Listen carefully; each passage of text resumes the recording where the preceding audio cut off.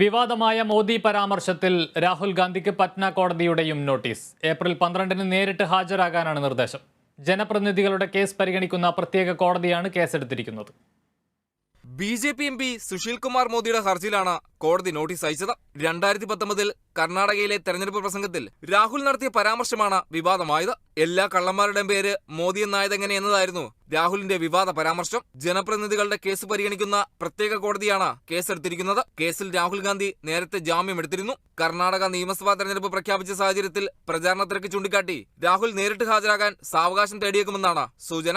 സമാനമായ കേസിൽ മാർച്ച് 24-ന് രാഹുൽ ഗാന്ധിയെ സൂറത്ത് ജില്ലാ കോടതി 2 വർഷം തടവിന് ശിക്ഷിച്ചിരുന്നു. തുടർന്ന് രാഹുൽ ഗാന്ധിയെ അയോഗ്യനാക്കിക്കൊണ്ട് മാർച്ച് 25-ന് ഉത്തരവ് ഇറങ്ങി. ഈ വിധിയിൽ മേൽക്കോടതിയെ സമീപിക്കാനാണ് കോൺഗ്രസിന്റെ തീരുമാനം. അതേസമയം രാഹുൽ ഗാന്ധി അയോഗ്യനാക്കിയതിൽ പ്രതിഷേധിച്ചും അദാനി വിഷയത്തിൽ JPC അന്വേഷണം ആവശ്യപ്പെട്ടും പ്രതിപക്ഷ പാർട്ടികളെ അണിനിരത്തി പ്രതിഷേധം ശക്തമാക്കാനാണ് കോൺഗ്രസിന്റെ നീക്കം. National desk, Kerala vision news.